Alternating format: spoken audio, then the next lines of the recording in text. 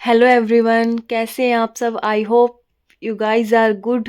Guys, जो हमारी हिंदी व्याकरण की सीरीज चली हुई है उसके अंदर लास्ट क्लास में हमने क्या है अव्यय को कवर किया था। तो आज हमारा नेक्स्ट टॉपिक होने वाला है वाक्य। आज हम किसके बारे में पढ़ेंगे? वाक्य के बारे में पढ़ेंगे। और गाइज, वीडियो अच्छी लगी तो लाइक शेयर और कमेंट्स जरूर कर देना और वीडियो को एंड तक जरूर देखना। तो चलिए शुरू करते हैं। वाक्य होते क्या है? वाक्य क्या है? सार्थक जो शब्दों का व्यवस्थित समूह होता है उसको हम क्या बोलते हैं? वाक्य बोलते हैं। इट मीन्स शब्दों का एक क्रम होता है, एक सार्थकता होती है शब्दों के अंदर। सार्थकता मीन्स शब्दों का क्या है, अर्थ होता है। यानी इसके अंदर ऐसे ही अर्थ शब्द प्रयोग किए जाते हैं जिनका कुछ ना कुछ एक अर्थ निकले। ऐसे ही कुछ भी उठा के कुछ शब्द लिख देते तो वो क्या है, हमारा वाक्य नहीं कहलाता है। जैसे फॉर एग्जाम्पल राम सोता है, तो ये क्या है, कंप्लीट वाक्य है। इसकी एक सेंस निकल रही कि राम सोता है। अब हमने यहाँ पे लिख लिया राम सोता है खाता है, तो ये क्या है, ये क्या है, अपूर्ण वाक्य है। क्यों? क्योंकि इससे क्या है, हमें कोई अर्थ नहीं निकल रहा कि क्या है, हमारी वाक्य कंप्लीट नहीं हो रहा, हमें पता ही नहीं लग रहा राम सोता खाता पढ़ता। ये क्या है, एक शब्द तो है बट क्या है, इनका कोई अर्थ नहीं निकल रहा, तो ये क्या है, वाक्य नहीं कहलाएगा। तो क्या कह सकते हैं हम, वाक्य के लिए क्या है, शब्दों का एक सार्थक समूह होना चाहिए। उनको सार्थकता के साथ क्या है, व्यवस्थित करना चाहिए क्रम के अंदर, तभी वो क्या है, वाक्य कहलाता है। अब जो वाक्य निर्माण है उसके लिए क्या क्या आवश्यक है? तो वाक्य निर्माण के लिए हमारे क्या 6 अनिवार्य तत्व होते हैं। कई बार क्या है, ये क्वेश्चन स्टेटमेंट की फॉर्म में भी पूछ सकता है कि वाक्य निर्माण के लिए कितने तत्व होते हैं, तो 5 लिख देगा, 4 लिख देगा, तो ये गलत है। वाक्य निर्माण के लिए कितने अनिवार्य तत्व होने चाहिए? 6 तत्व होने चाहिए। तो वो कौन कौन से हैं?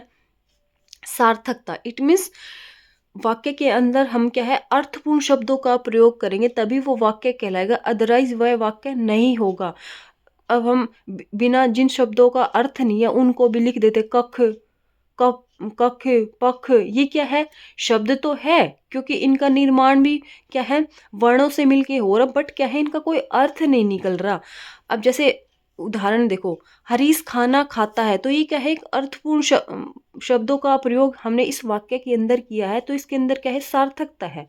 अगर इसी वाक्य को मैं लिख दूं, हरीश खाना पीता है, तो ये क्या है, कोई सेंस निकल रही? नहीं निकल रही। खाना को हम खाते हैं ना कि पीते हैं, ये तो इसके अंदर क्या है, अर्थपूर्ण शब्दों का प्रयोग किया जाता है। तो नेक्स्ट आता है हमारा योग्यता।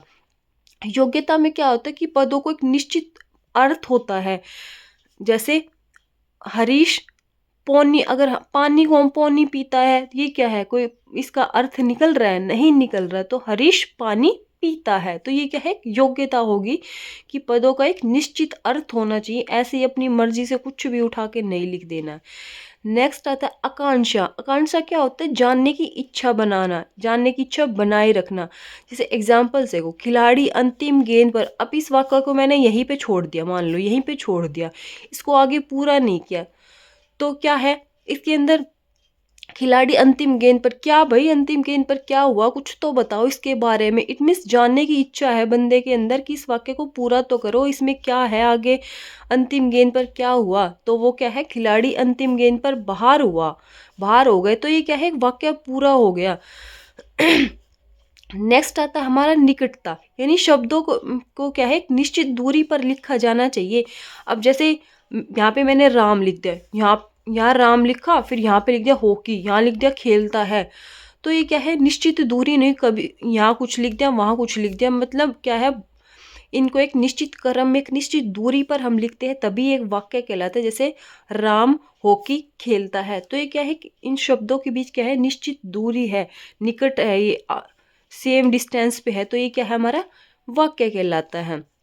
नेक्स्ट आता है हमारा पदक्रम। इट मीन्स पदों का सही क्रम होना चाहिए, ये नहीं कि आगे पीछे लिख देते, क्या है, हमारी अर्थ बदल जाएगा, जो वाक्य है वो अर्थ नहीं देगा। जैसे राम है खाता, अब ये क्या है, पदों को क्या मैंने आगे पीछे करके लिख दिया है, तो ये इन तीनों से मिलके हमारा वाक्य बन जाएगा, बट इनको क्या आगे पीछे लिख देते, तो ये क्या है, पदों का सही क्रम नहीं है, तो ये क्या है, इससे भी क्या है, हमारे जो वाक्य किया वह अर्थपूर्ण नहीं होगा। तो इट मीन्स वाक्य को अर्थपूर्ण करने के लिए पदों को एक निश्चित सही क्रम में होना चाहिए। तो ये क्या हो जाएगा, राम खाता है। ठीक है। नेक्स्ट देखो अन्वय। इसके अंदर क्या होता है कि लिंग वचन काल और कारक का मेल होना चाहिए। यानी जैसे उदाहरण दो, उन्होंने खाना बनाई। अब जैसे मैंने बनाई शब्द लगाया तो ये क्या है, उन्होंने खाना बनाई। ये लिंग के अकॉर्डिंग क्या है, यहाँ पे बनाई शब्द गलत यूज हुआ है। क्यों, खाना क्या है, पुल्लिंग है, उन्होंने खाना बनाया। तो यहाँ पे क्या आएगा, बनाई की जगह क्या आएगा, बनाया आएगा। ये क्या है, एक वाक्य को बनाने के लिए क्या है, जिन तत्वों की आवश्यकता होती है वो हमारे कितने 6 तत्व होते हैं। यानी वाक्य को पूर्ण अर्थपूर्ण बनाने के लिए क्या है, वाक्य में सार्थकता होनी चाहिए, योग्यता होनी चाहिए, आकांक्षा होनी चाहिए, निकटता होनी चाहिए, पदक्रम मीन्स पदों का एक सही निश्चित क्रम होना चाहिए, अन्वय होना चाहिए। इट मीन्स लिंग वचन कारक का क्या है, मेल हो। तो ये क्या है, 6 क्या है, तत्व होते हैं वाक्य को। शुद्ध वाक्य के अंदर क्या है, हमारे 6 अनिवार्य तत्व होते हैं। यानी वाक्य को बनाने के लिए 6 हमारे तत्व होते हैं। ठीक है। अब बात आती है वाक्य के अवयव या फिर अंग। ये कितने होते हैं, वाक्य के हमारे 2 अंग होते हैं। एक तो उद्देश्य होता है, दूसरा क्या होता है, विधेय होता है। उद्देश्य क्या होता है, जिसके बारे में वाक्य में बात की जाए वो क्या कहलाता है, उद्देश्य कहलाता है। और विधेय क्या होता है, यानी जो उद्देश्य के बारे में बताता है वो हमारा विधेय कहलाता है। देखो एग्जाम्पल्स देखो, मोहन आम खाता है। अब इसमें क्या है, हमें ये स्टेटमेंट दे देगा और इसमें से हम क्या अंडरलाइन करके पूछ लेगा कि कौन सा उद्देश्य है, कौन सा विधेय है। अब ये देखो मोहन आम खाता है, तो यहाँ पे देखो मोहन क्या है, जिसके बारे में हम बात कर रहे हैं आगे सेंटेंस के आगे वाक्य के अंदर। मोहन क्या है, मोहन के बारे में बता रहे ना कि मोहन आम खाता है। तो मोहन क्या हुआ, हमारा उद्देश्य हो गया। और ये जो बाकी बच गया ये हमारा क्या हो जाएगा, विधेय हो जाएगा। ठीक है। और मोहन क्या है, हमारा उद्देश्य हो जाएगा। ऐसे ही नेक्स्ट देखो, मुकेश सितार बजाता है। अब एक्शन काम को कर कौन रहा है, मुकेश कर रहा है ना। तो मुकेश के बारे में बात कर रहे हैं, मुकेश सितार बजाता है। तो मुकेश हमारा क्या हो जाएगा, उद्देश्य हो जाएगा। और जो सितार बजाता ये पूरा क्या हो जाएगा, विधेय हो जाएगा। ठीक है। देखो उद्देश्य क्या है, जिसके बारे में वाक्य में बात की जाए या फिर जो कर्ता की जगह प्रयोग किया जाता है एज ए कर्ता, वो हमारा उद्देश्य होता है। विधेय क्या होता है, जो उद्देश्य के बारे में आगे हमें जानकारी देता है वो हमारा क्या कहलाता है, विधेय कहलाता है। तो देखो कुछ एग्जाम्पल्स दे, जैसे परिश्रम, ये क्या छोटे छोटे एग्जाम्पल्स है, ये तो आप कर लोगे। अब थोड़े बड़े एग्जाम्पल्स देखो, परिश्रम करने वाले छात्र परीक्षा में सफल होते हैं। अब यहाँ पे बताओ उद्देश्य कौन सा है और विधेय कौन सा है। तो देखो परिश्रम करने वाले छात्र, किनकी बात हो रही है, परिश्रम करने वाले छात्रों की बात हो रही है ना। तो परिश्रम करने वाले छात्र, यहाँ तक हमारा क्या हो जाएगा, उद्देश्य हो जाएगा। अब उनके बारे में आगे बताया हुआ कि परीक्षा में सफल होते, तो ये सारा यहाँ से यहाँ तक ये हमारा क्या हो जाएगा, विधेय हो जाएगा। ठीक है। नेक्स्ट देखो, मेरा भाई धार्मिक पुस्तकें पढ़ता है। यानी कौन पढ़ता है, वाक्य में आगे किसके बारे में बात हुई है, मेरे भाई के बारे में। तो ये हमारा क्या हो जाएगा, उद्देश्य हो जाएगा।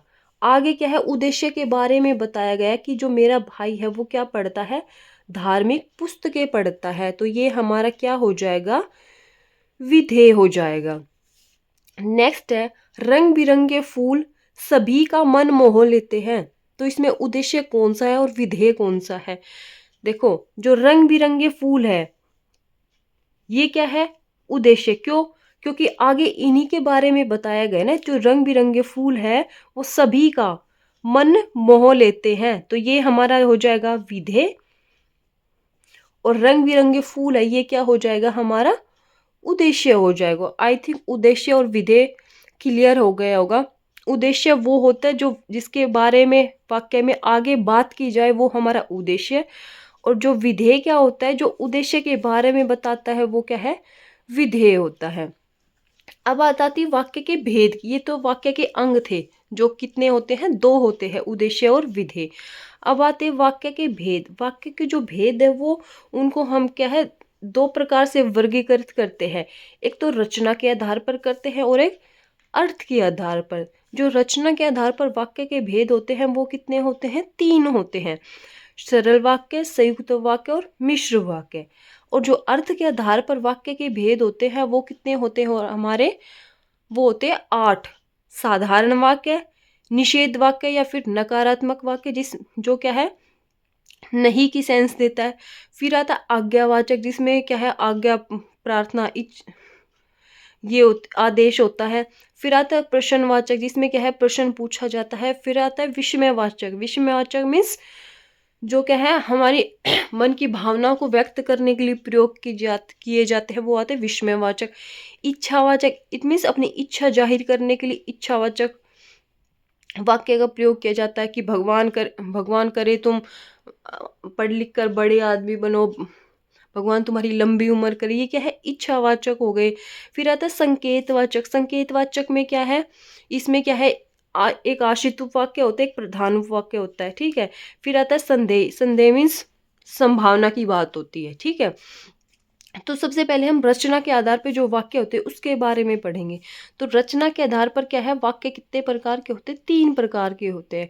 सबसे पहले है सरल वाक्य। सरल वाक्य क्या होता है, इसके अंदर सिर्फ एक उद्देश्य होता है और एक विधेय होता है, वो हमारा क्या कहलाता है, सरल वाक्य कहलाता है। जैसे उदाहरण के लिए, बिल्ली सोती है, बच्चा खेलता है। तो इसमें क्या है, एक तो हमारा उद्देश्य है, इसमें उद्देश्य क्या है, बिल्ली। क्यों, क्योंकि बिल्ली के बारे में ही आगे वाक्य के अंदर बात हो रही है। तो बिल्ली क्या है, सोती है। तो सोती है हमारा उद्देश्य, सॉरी, विधेय हो जाएगा, और बिल्ली हमारी क्या हो जाएगी, उद्देश्य हो जाएगी। ऐसे ही नेक्स्ट उदाहरण देखो, बच्चा खेलता है, तो बच्चा हमारा क्या हो जाएगा, उद्देश्य हो जाएगा, और खेलता है ये हमारा क्या हो जाएगा, एक विधेय हो जाएगा। यानी सरल वाक्य में कुछ नहीं होता, सिर्फ एक उद्देश्य होता है वाक्य में और एक विधेय होता है। नेक्स्ट आता है हमारा संयुक्त वाक्य। संयुक्त वाक्य के अंदर क्या होता है, यहाँ क्या है, संयुक्त वाक्य किससे मिलकर बनाता है, दो या दो से अधिक स्वतंत्र उपवाक्य से मिलकर बनता है। इसमें क्या है, बीच में क्या है, संयोजकों का प्रयोग किया, जैसे लेकिन, किंतु, और, या। उदाहरण देखो, लड़की आई लेकिन वह रुकी नहीं। यानी क्या है, इसकी भी क्या है, इस वाक्य की भी क्या है, उपवाक्य की अलग बिल्कुल अर्थ निकल रहा है, और इस वाले का भी अलग अपने आप में ये भी पूर्ण है और ये भी पूर्ण है। और बीच में क्या है, एक योजक का प्रयोग किया गया है। तो जब दो वाक्य अलग अलग और दोनों की क्या है, अर्थ पूर्ण हो, और बीच में एक संयोजक या फिर योजक का प्रयोग करके उनको दोनों को जोड़ा गया हो, तो वहाँ पर हमेशा कौन सा वाक्य होता है, संयुक्त वाक्य होता है। ध्यान रखना, नानी घर आई, तो ये इसकी क्या है, पूरा अर्थ निकल रहा है ना, नानी घर आई कंप्लीट अपने आप में पूर्ण है। और अब और से इन दोनों को क्या है, जोड़ दिया, दोनों वाक्यों को जोड़ा है, और कहानी सुनाई, यानी सॉरी, उपवाक्य को दोनों को जोड़ा है। रमेश विद्यालय गया और जल्दी ही लौट आया। अब ये दोनों क्या है, अपने आप में पूर्ण है, स्वतंत्र उपवाक्य है, कोई एक दूसरे के ऊपर क्या है, आश्रित नहीं है। संयुक्त वाक्य की यही पहचान आती है कि इसके अंदर दो उपवाक्य होते हैं और दोनों ही क्या है, स्वतंत्र होते, कोई किसी पर आश्रित नहीं होता। बस बीच में क्या है, एक संयोजक लगाकर उन दोनों को क्या है, जोड़ा जाता है, बस। रमेश विद्यालय गया, ये क्या है, कंप्लीट है, इसके अंदर कोई किसी पर आश्रित नहीं है। और हमारे की संयोजक का प्रयोग किया है, और जल्दी ही लौट आया, तो क्या है, दोनों का अर्थ निकल रहा है। नेक्स्ट आता है हमारा मिश्र वाक्य। मिश्र वाक्य में क्या होता है कि इसमें एक हमारा प्रधान वाक्य होता है और अन्य क्या है, आश्रित उपवाक्य मौजूद होते हैं। जैसे, यदि तुम परिश्रम करते तो सफल हो जाते। क्या है, यदि तुम परिश्रम करते तो सफल हो जाते, यानी उसका जो सफल होना है वो किस पर निर्भर करेगा, परिश्रम करने पर।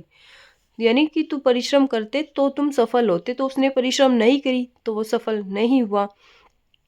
वह स्कूल गया क्योंकि उसे पढ़ाई करनी थी।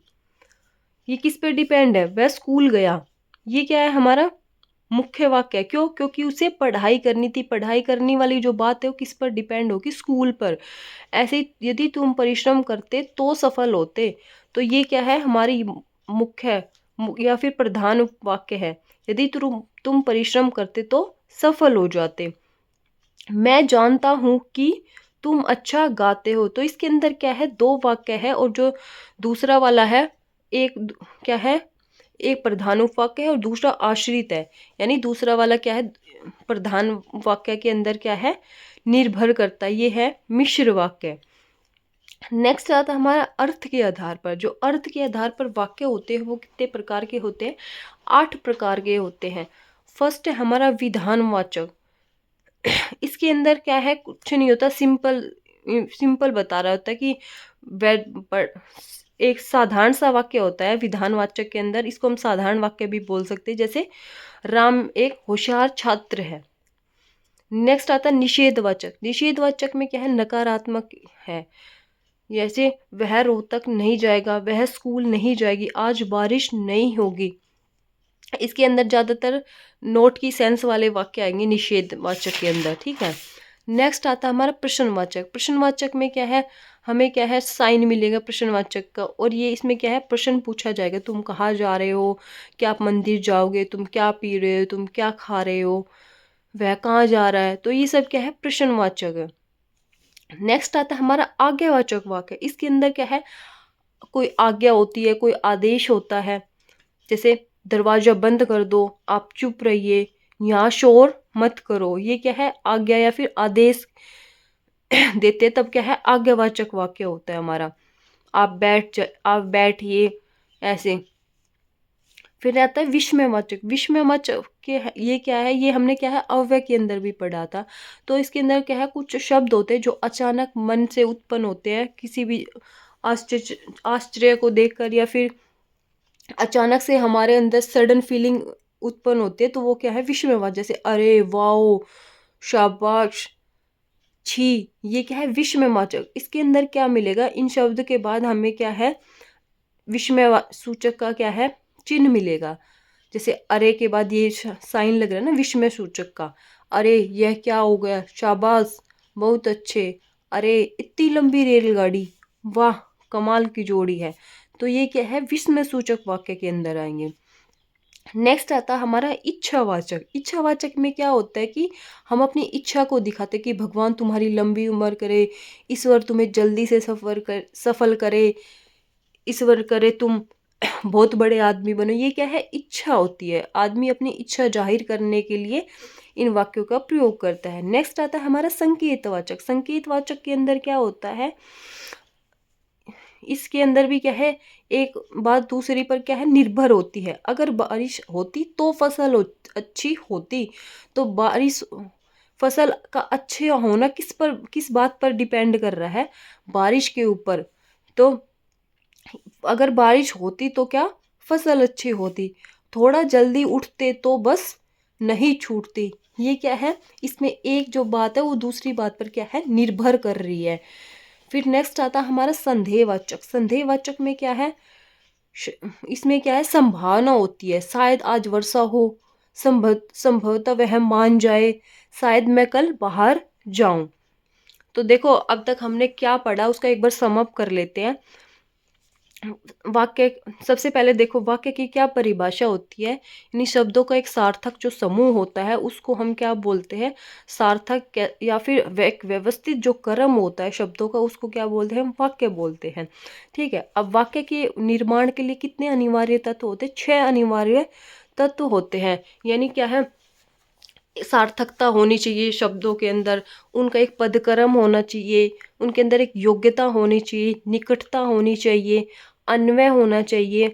तो ये क्या है, 6 उसके क्या है, वाक्य के तत्व हो गए। इन 6 तत्वों से मिलकर क्या है, कंप्लीट वाक्य बनता है। इट मीन्स अपने अर्थ, एक अर्थपूर्ण क्या है, वाक्य बनता है। अब बात आती है वाक्य के अंग के। वाक्य के कितने अंग होते हैं, वाक्य के हमारे 2 अंग होते हैं, एक तो उद्देश्य और एक विधेय। उद्देश्य क्या होता है, यानी जिसके बारे में बात की जाए वो हमारा उद्देश्य होता है। जो विधेय होता है, जो उद्देश्य के बारे में बताए वो हमारा क्या होता है, विधेय होता है। जैसे मुकेश सोता है, तो मुकेश क्या है हमारा उद्देश्य हो गया। सोता है ये हमारा क्या हो जाएगा, विधेय हो जाएगा। क्यों, क्योंकि उसने मुकेश के बारे में बताया ना कि मुकेश सोता है, तो सोता है हमारा क्या हो जाएगा, विधेय हो जाएगा। नेक्स्ट हमने पढ़ा था वाक्य के भेद। वाक्य के जो भेद होते हैं उनको क्या है, दो प्रकार से वर्गीकृत किया गया। एक तो रचना के आधार पर, दूसरा किया गया अर्थ के आधार पर। रचना के आधार पर जो वाक्य के भेद होते हैं वो तीन होते हैं, सरल वाक्य, संयुक्त वाक्य और मिश्र वाक्य। और जो अर्थ के आधार पर वाक्य के भेद होते हैं वो कितने होते हैं, 8 होते हैं। विधानवाचक, निषेधवाचक, प्रश्नवाचक, आज्ञावाचक, विस्मयवाचक, इच्छावाचक, संकेतवाचक और संदेहवाचक। गाइस आज हमारा वाक्य वाला जो चैप्टर था वो कंप्लीट हुआ। कल मिलते हैं एक नेक्स्ट वीडियो के साथ। अगर आपको क्लास अच्छी लगे तो चैनल को सब्सक्राइब करना ना भूले। Bye bye, take care.